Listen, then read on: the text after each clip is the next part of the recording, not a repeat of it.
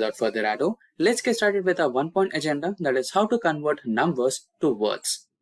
Now here on my sheet, you can see we have some numbers, that is $10 or $10.20, $22, $53.12, $12 and $110. Now the task is to convert these numbers into word format, that is representing the numbers alphabetically.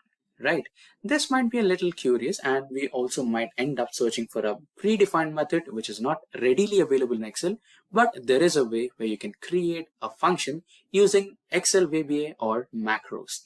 Now again, creating a macro is completely complex. Now identifying the trouble, Microsoft has already come up with a readily available macro code on their official website, which will support the various versions of Microsoft Excel, starting from Microsoft Excel 365 to all the way up to the older Excel version, that is 2010.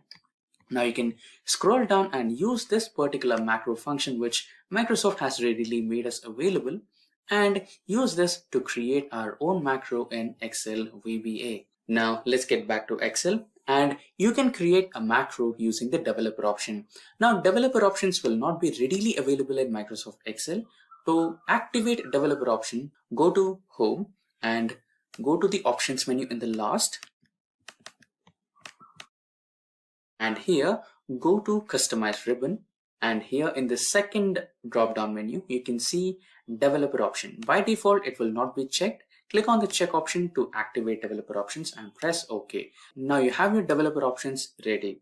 Click on developer options, click on Visual Basic, and here to insert a new macro, click on the Insert button, click on Module, and a new macro window is readily available for you.